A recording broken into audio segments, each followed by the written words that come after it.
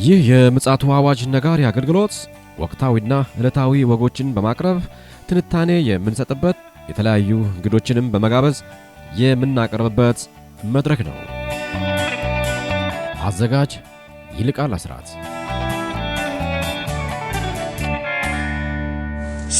ሰላም ጤና ይስጥልን ውድ የምጽአቱ አዋጅ ነጋሪ አድማጮቻችን እንዴት ውላችኋል? ዓለማችን እንግዲህ በተለያየ ክስተቶች እየተናወጠች ትገኛለች። እነዚህንም ክስተቶች እንደ መጽሐፍ ቅዱስ አንጻር ምን ይመስላል ብለን እንግዲህ የምንፈትሽበት ክፍለ ጊዜ ነው። ከፓስተር አለማየሁ ነሞ ጋር የምንወያይበት ጊዜ ነውና እንግዲህ በትዕግስት እንድትከታተሉን ከወዲሁ ማሳሰብ እንፈልጋለን። ይህ ፕሮግራም ደግሞ ለሌሎች ተደራሽ እንዲሆን በቅድሚያ ሼር በማድረግ ላይክ በማድረግ እንዲሁም ደግሞ በየጊዜው የምንለቃቸው ፕሮግራሞች ወደ እናንተ እንዲደርሱ ሰብስክራይብ በማድረግ ከኛ ጋር የአገልግሎታችን አጋር እንድትሆኑ በቅድሚያ ማሳሰብ እንፈልጋለን። በቀጥታ ወደ ፓስተር ነው ይዣችሁ የምሄደው። በአሁኑ ሰዓት እንግዲህ ቀላል የማይባሉ መረጃዎች እየተለቀቁ ይገኛሉ በዓለማችን መገናኛ ብዙሃን ላይ። እነዛን እንግዲህ ያሰባሰበ ወደኛ እያመጣ ያለ ወንድማችን ነው ፓስተር አለማየሁ። ስለሱ እግዚአብሔር እናመሰግናለን። እስኪ መስመር ላይ አግኝቼዋለሁ። በቀጥታ ከሱ ጋር የምንወያየው ውይይት ይዣችሁ አመራለሁ። መልካም ጊዜ እንዲሆንላችሁ እመኛለሁ። ፓስተር እንዴት አመሸ? እንዴት ዋልክ ፓስተር? እንደምን አልክ ወንድም ይልቃል? እግዚአብሔር ይመስገን። እስኪ ያሰባሰብከውን መረጃ በቅድሚያ ለአድማጮቻችን ብታጋራልኝ። እንግዲህ በሌላ ዓለም ምን አሁን አንዳንድ ጊዜ ምንድነው መሰለህ ለመናገር ቃላቶች ያስፈልጉሃል እና ቃላቶች ያጥራሉ። ሌላ ደግሞ በሌላ አቅጣጫ አዲስ ትኩሳት ተነስቷል። ይህም ትኩሳት ምንድነው? በህንድና ፓኪስታን መካከል ከፍተኛ ውጥረት ነግሷል። አሁን የምነግርህ በዚህ ሰዓት ላይ በጣም ከፍተኛ ውጥረት ውስጥ የገቡ ሀገር ናቸው ሁለቱ።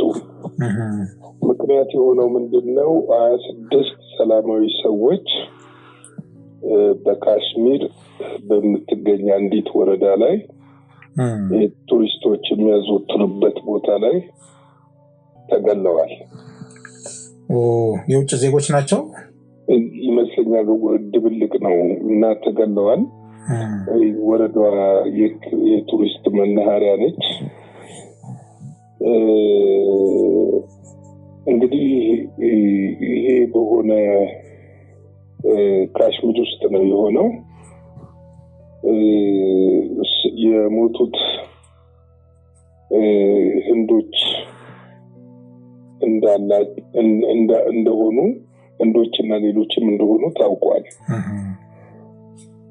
ይሁን እንጂ ህንድ ይህንን ሽብር ጥቃት የወሰዱትን ተከታትለን የገቡበት ገብተን እርምጃ የምንወስድ መሆኑን እናሳውቃለን ብለዋል። አሸባሪዎች ጥቃት መሆን አለበት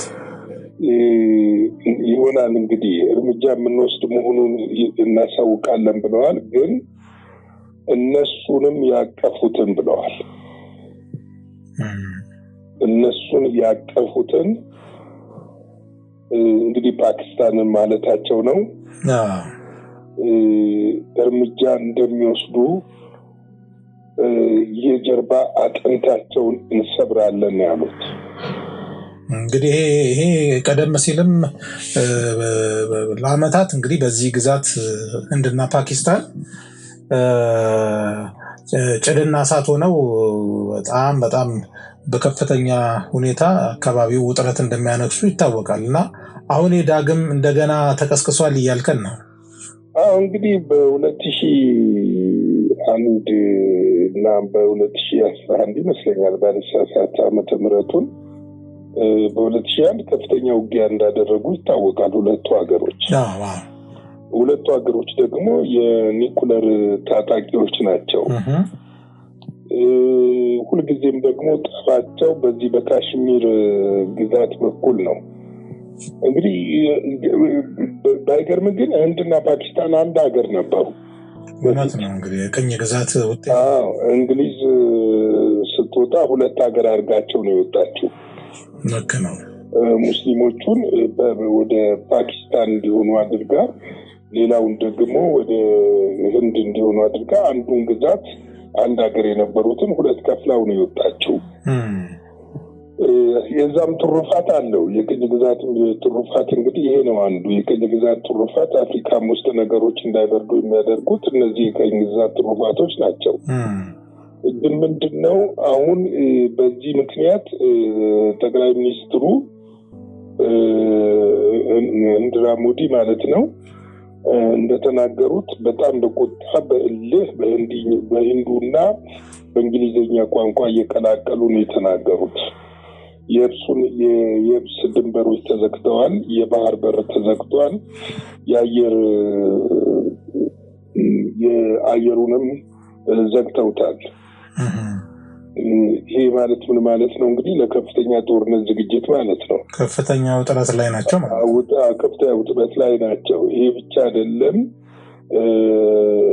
የፓኪስታንን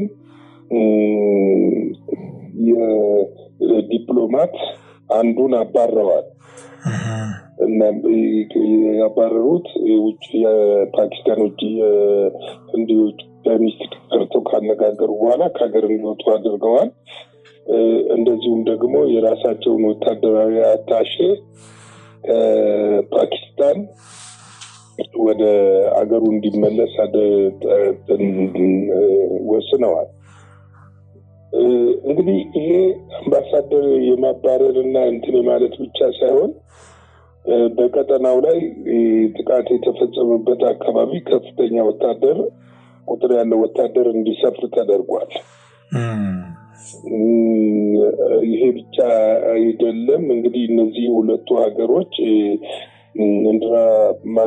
የህንዱ ጠቅላይ ሚኒስትር ከሀገራቸው ካሉ ተቃዋሚ ፓርቲዎች መሪዎችን ጠርተው ስለሚወሰደው እርምጃ ከህንድ የጸጥታ አካል ጋር ከመምከራቸው በፊት ከእነሱ ጋር መክረዋል። እንዲሁም ደግሞ ከደህንነትና ከጸጥታ ኃይሉ ጋርም መክረዋል። እንግዲህ ይሄ ምንድነው የሚያመለክተው የሚለውን ነገር ስትመለከት ከፍተኛ የሆነ ግጭትና ጦርነት እንዳይባባስ በዛ በኩል እንዳይቀሰቀስ ተፈርቷል። ይሄ አሁን የምነግርህ ነገር ምንድነው ሌላ በዓለም ላይ እንግዲህ ሰሜን ኮሪያ እና ደቡብ ኮሪያ መካከል እዛ ጋር ያለው ውጥረት አለ። በየመን እስራኤል እና አሜሪካ መካከል ከፍተኛ ጦርነት እየተደረገበት ነው ያለው። በጋዛ ትልቅ ጦርነት አለ። በባልካን በራሽያ እና በዩክሬን ከፍተኛ ጦርነት አለ። እንዲሁም ከአውሮፓ ጋር ውጥረት ውስጥ ናቸው። በባልካንም እንደዚሁ ውጥረት አለ። አሁን እንግዲህ ይሄ ደግሞ ሌላ አዲስ ቀጠና መሆኑ ነው ለዓለም። ይሄ ብቻ አይደለም። የፓኪስታኑም ጠቅላይ ሚኒስትር መሐመድ ሸሪፍ ነው የሚባሉት ይመስለኛል። ስማቸውን በትክክል ባላስታውስም እሳቸው የደህንነት ምክር ቤቱን የጸጥታና የደህንነት ምክር ቤቱን ስብሰባ ተቀምጠዋል እና ፓኪስታንም እንደ ህንድ የአየር ክልሏንና የብስ መገናኛቸውን በሙሉ ዘግታለች። ስለዚህ እነዚህ ነገሮች እንግዲህ አመልካችነታቸው ምንድነው ብለህ ብትለኝ በወታደራዊ አጠራር ድንበር ስትዘጋ፣ የአየር ክልል ስትዘጋ፣ የባህር ክልል ስትዘጋ ለጦርነት ተዘጋጅተሃል ማለት ነው። ኤኒታይም ቶክስ እርምጃ ልትወስድ ትችላለህ ማለት ነው። እንግዲህ አሁን እነዚህ አሸባሪዎች ይህንን ጥቃት ከፈጸሙ በኋላ የሚደበቁት ፓኪስታን ውስጥ ነው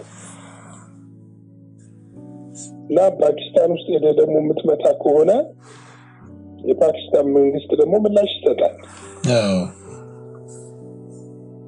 እንግዲህ ምላሽ ሲሰጥ ደግሞ ጦርነቱ ምን እየሆነ ይሄዳል? እየተቀጣጠለ ይሄዳል እና ይሄ በዓለም ላይ ሌላው ደግሞ አዲሱ ትኩሳት ነው። ለዚህ ነው እኮ እኛ ለአድማጮቻችን የምንነግራቸው ሰዓቱ አልቋል የምንለው ለዚህ ነው። ዛሬ ደግሞ እዚህ ጋር ሰምተናል አይደለ? ይሄንን ስንል እኮ አፍሪካ ሰላም ነች እያልን አይደለም። አፍሪካ ውስጥ ለምሳሌ ሱዳን እርስ በርስ ጦርነት አለ፣ ሶማሌ ውስጥ ጦርነት አለ። እኛም ሀገር የሀገራችንን ጨምሮ ስትመለከተው እና ዓለም የተረጋጋ ነገር የምትመለከትበት ነገር የለም። በቃ ተስፋ የምታደርገው ከዓለም ከምድር ተስፋ የምታደርገው ነገር የለም። እኔ ግን አንድ ተስፋ የምናደርገውና የምናምነው ነገር ከላይ ከጌታ ዘንድ ብቻ ነው። በዚህ ሁሉ ውስጥ ግን ተዘልለን ደስተኞች ሆነን መኖር እንደምንችል አምናለሁ። ምክንያቱም ለእስራኤላውያኖች የተናገረውን ቃል ማሰብ ያስፈልጋል። ምክንያቱም እስራኤልን የሚጠብቅ አይተኛም አያንቀላፋም ይላል። መውጣትና መግባታችሁን እስከ ዓለም ፍጻሜ ድረስ እርሱ ምን ያደርጋል? ይጠብቃል። ስለዚህ ይሄ ዓለም ደግሞ እንደገና አዲስ ውጥረት ሆኖ መጥቷል። ስለዚህ እነዚህ ሀገሮች ደግሞ ቅድም እንዳልኩት የታጠቁት ኒኩለር ነው፣ እርስ በራስ ሊጠፋፉ ይችላሉ። እርስ በራስ ወደማያስፈልግ ሁኔታ ሊሄዱ ይችላሉ። በዚህ መሃል ደግሞ እንግዲህ የተወሰነ ግሩፕ ደግሞ ፓኪስታንን ደግፎ ሌላው ደግሞ ህንድን ደግፎ ተሳስቦ ሊገባ ይችላል፣ ሊሰፋ ይችላል። እንግዲህ ይሄ ነው በእንቅርት ላይ ጆሮ ደግፍ የሚባለው። ዓለም ሌላውን ትኩሳት ሳታበርድ አዳዲስ ትኩሳቶች በዓለም ላይ እየተከሰቱ ነው። እንግዲህ ጌታ ኢየሱስ ክርስቶስ የተናገረው ይሄንን ነው። ህዝብ በህዝብ ላይ፣ መንግስት በመንግስት ላይ ይነሳል። የጦርንም ወሬ ምን ታደርጋላችሁ? ትሰማላችሁ። ሰዓቱ ግን ገና ነው፣ ጊዜው ግን ገና ነው አላቸው። ግን ይሄ ደግሞ ምንድነው አላቸው? የምጣር መጀመሪያ ነው አለ ማቴዎስ 24 ላይ የሚናገረው። ስለዚህ ይሄ ስለሆነ ከፍተኛ ዝግጅት ዓለም እያደረገ ነው። የሚገርም ይሄንን ዜና እያዘጋጀው እያየው በዓለም ላይ ከሚገኙ ሀገሮች 80% ሀገሮች ወታደራዊ በጀቶቻቸውን ጨምረዋል። ምን ማለት ነው? የእርሻ በጀት አይደለም እኮ የጨመሩት፣ የጤና በጀት አይደለም የጨመሩት፣ የማህበራዊ ኑሮ እድገት በጀት አይደለም፣ ለህዝባችን ቤት ወይም የሆነ ነገር እንስራ ብለው አይደለም በጀት የጨመሩት። ለጦርነት፣ ለእርቂት፣ ለጥፋት፣ ለውድመት። ጦርነት በባህሪው አውዳሚ ነው። ሰው ልጅን ያጠፋል፣ ንብረትን ያወድማል፣ ማህበራዊ ህይወትን ያጎሳቅላል፣ ያቃውሳል። የጦርነት ኔቸሩ ባህሪው ተፈጥሮ ይሄ ነው። የሚገርም ደግሞ በዓለም ላይ በጦርነት አሸናፊ የሚሆን የለም። መጨረሻው የሚቋጨው በሰላም ነው። ይህን ካልኩ ትንሽ እግዚአብሔርን ቃል እንካፈል። ስለዚህ ነው ጳውሎስ በእስር ቤት በነበረበት ሰዓት ቅድም አንድ ቃል አንስተን ነበረ፣ ደስተኛ ሆነው ይዘምሩ ነበረ። ምክንያቱም እስራታቸውን አልነበረም የሚያስቡት። ሲላስ ጋር የሚያስቡት የተቀጠቀጡት የተደበደቡት ቁስል አልነበረም የሚያስቡት ጌታን ነበረ። መጽሐፍ ሲናገር ምንድን ነው የሚለው? ደስ ያለው ይዘምር ይላል አይደለ? እነሱ ደግሞ ደስ ብሏቸው እግዚአብሔርን በዝማሬ ያመልኩት ነበር። ለዚህም ነው የወይኑ መሰረት የተከፈተላቸው። ለዚህም ነው እስራታቸው የተፈታተረ። በዚህ አሁን ዓለም ባለችበት ውስጥ እኛ በጌታ ልንደሰት ያስፈልጋል። ፊልጵስዩስ ምዕራፍ 4:4 ጳውሎስ ይህንን የፊልጵስዩስ መጽሐፍ የጻፈው እስር ቤት ሆኖ ነው። አስቸጋሪ እስር ቤት ውስጥ ሆኖ ነገር ግን ምን ይላል? ሁልጊዜ በጌታ ደስ ይበላችሁ፣ ደግሜ እላለሁ ደስ ይበላችሁ ይላል። ሁልጊዜ ነው የሚለው። ስታገኙ፣ ስትበሉ፣ ስትጠጡ፣ ስትለብሱ ደስ ይበላችሁ አይደለም የሚለው። ሁልጊዜ ስታጡ፣ ስትበሉም፣ መከራም ሲኖር መከራውም ሲያልፍ፣ ስትባረኩም ምንም ነገር ሳይኖር በጌታ ደስ ሊለን ይገባል። ቅድም ተናግሬያለሁ። ዓለም ለኛ አሁን የምትሰጠው ደስታ የላትም። ለራሷም እያለቀባት ዓለምን ሶስት ነገር እየረበሻት ነው። ኢኮኖሚው እየተረበሸ ነው። ጦርነት እየረበሻት ነው። ተፈጥሮ እየረበሻት ነው። በዚህ ውስጥ ሰው ሊደሰት የሚችለው በጌታ በኢየሱስ ክርስቶስ ላይ ልቡን ማሳረፍ ሲችል ብቻ ነው። ደስ ይበላችሁ በጌታ ስለተባለ ሰው ሊደሰት አይችልም። ልቡን ሲያሳርፍ፣ እምነቱን ጌታ ላይ ሲያደርግ፣ ከጌታ ጋር መጣበቅ ሲችል፣ ሕይወቱን አሳልፎ የሰጠውን ጌታ ለዛ ጌታ ሕይወቱን አሳልፎ መስጠት ሲችል ማረፍ ይችላል። መዝሙር 85:6 ላይ ምን ይላል? አቤቱ ትመልሳለህ ታድንማለህ፣ ሕዝብህን በአንተ ደስ ይላቸዋል ይላል። ሰው ባዳነው ጌታ መደሰት ካልቻለ በዓለም ያለው ነገር ሁሉ የእርሱ ቢሆን መደሰት አይችልም፣ ማትረፍ አይችልም። ይህንን በደንብ ቅዱሳን ወገኖች ልትረዱ ያስፈልጋል። ደስታን ከምትሰሩበት መስሪያ ቤት ፈልጋችሁ ከሆነ አታገኙትም። ደስታን አሁን እጃችሁ ባለው ላይ ነገር ፈልጋችሁ ከሆነ አታገኙትም። እውነተኛውን ደስታ በባዶም በሙላትም በሐዘንም እንዲሁም ደግሞ ሐዘንም ሲያልፍ ልንደሰት የምንችለው በጌታ በኢየሱስ ክርስቶስ ብቻ ነው። መዝሙረ ዳዊት 97:12 ላይ ምን ይለናል? ጻድቃን በእግዚአብሔር ደስ ይበላችሁ፣ ለቅዱሳንም ለቅድስናውም መታሰቢያ አመስግኑ ይላል። በማን ደስ ይላችሁ? በእግዚአብሔር ደስ ይበላችሁ። ዕንባቆም 3:18 እኔ ግን በእግዚአብሔር ደስ ይለኛል፣ በመድኃኒቴ አምላክ ሐሴት አደርጋለሁ ይላል። እንግዲህ በማን ደስ ይለኛል? በእግዚአብሔር ደስ ይለኛል፣ በመድኃኒቴም አምላክ ሐሴት አደርጋለሁ።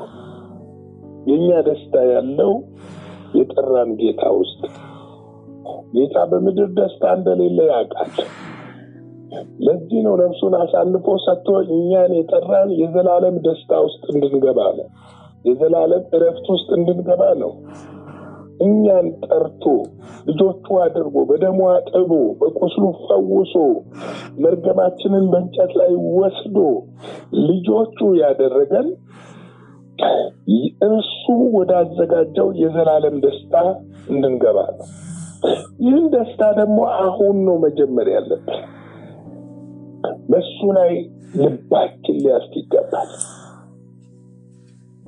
እሱ ላይ ልንደገፍ ይገባል። ለዚህ ነው ሮሜ 12 ላይ በተስፋ ደስ ይበላችሁ፣ በመከራም ታገሱ፣ በጸሎትም ጽኑ ይላል። የእግዚአብሔር ተስፋ፣ የተባረከው ተስፋ፣ የሚመጣው ተስፋ፣ የዘላለሙ ተስፋ ልብን ደስ የሚያሰኝ። ስለዚህ በሱ እንደሰት በሱ መደሰት ካልቻልን ምን ቢኖረን መደሰት አንችልም። ዓለምን ሁሉ ብናግበሰብስ ደስታ አይሰጠንም፣ ፍላጎታችንም አይቆምም። ስለዚህ በኢየሱስ ክርስቶስ ላይ ልባችንን አሳርፈን በዚህ በዘመን መጨረሻ ደስ እያለን ተባረከውን ተስፋችንን እንጠብቅላለሁ። ጌታ ኢየሱስ ይባርካችሁ። ላይክ፣ ሼር፣ ሰብስክራይብ ማድረጋችሁን አትርሱ። ይህ መልእክት ለሁሉም እንዲደርስ አብራችሁን አገልግሉ። ወንጌል የጋራ አገልግሎት ነውና ሌሎችን አነቃቁ እንላለን። መልካም ቀን ጭላላችሁት ደግሞ መልካም ምሽት ይሁንላችሁ። ተባረኩልን። እግዚአብሔር አብስቶ ይባርክ ፓስተር። ትልቅ የሆነ የህይወት ምንጭ የሆነ መልእክት ነው ያስተላለፍክልን። ልብ ላለው እንግዲህ በጣም ጠቃሚ የሆነ ምክራዊ የሆነ መልእክት ነውና ስለዛ እግዚአብሔር እናመሰግናለን። እውነት ነው እንግዲህ ቀደም ሲል አንተም ጠቅሰዋል። በማቴዎስ 24ም በማርቆስም በሉቃስም ላይም ጌታ ኢየሱስ የተናገረው የጦርንም ወሬ ያለው የትንቢት ቃል እንግዲህ በተለይ ደግሞ ባለፉት 100 ዓመት ምድራችን ከተፈጠረች ጀምሮ እንደዛ የሆነ የጦርነት ታሪክም ተሰምቶም ታይቶም አይታወቅም። አሁን ደግሞ እየባሰን የመጣውና በተለይ ደግሞ አሁን በየአቅጣጫው እየፈነዳዳ ያለ የዚህ የጦርነት ጉሰማ የጌታ ኢየሱስ ክርስቶስን ዳግም ወደ ምድር መምጣት የሚያበስር ይመስለናል። እንግዲህ ደሞም ነው። ስለዚህ እንደ ወትሮ ሁሉ እንደምንለው ዝግጁና ንቁ ሆነን እንጠባበቅ የዘውትር ማሳሰቢያችን ነው። ስለዚህ እያንዳንዳችን በዚህ የተስፋ ቃል እየተጽናናን የሚያስጨንቀውን ዘመን ለመገላገል እንግዲህ በጣም ጥቂት ጊዜ የቀረ ይመስለናል። ስለመጣው የእግዚአብሔር ቃል እግዚአብሔር እናመሰግናለን። በዚህ እንግዲህ ዛሬው መረጃና መልእክት ይህንን ይመስላል። ውድ ወገኖቻችን የእግዚአብሔር ፈቃድ ደግሞ ከሆነ ማምሻው ላይ ደግሞ እንዲሁ ሌሎች መረጃዎችን ፓስተር እያሰባሰበ እንደ እግዚአብሔር ቃል ይፈትሽልናል። በዚያውም ደግሞ የዕለቱንም የምሽቱንም መልእክት ያስተላልፍልናል። እስከዚያው ድረስ ግን የእግዚአብሔር ጸጋና ምሕረት ቸርነት ከእያንዳንዳችን ጋር እንዲሆን እንመኛለን። መልካም ጊዜ ይሆንላችሁ። ደህና ሁኑ። አዘጋጅና አቅራቢ ይልቃል አስራት ነበር። ለዛሬ ያዘጋጅንላችሁ ይህንን ይመስላል። በሌላ ጊዜ በሌላ ርዕሰ ጉዳይ እንገናኛለን። የምጽአቱ አዋጅ ነጋሪ አገልግሎት። መልካም ጊዜ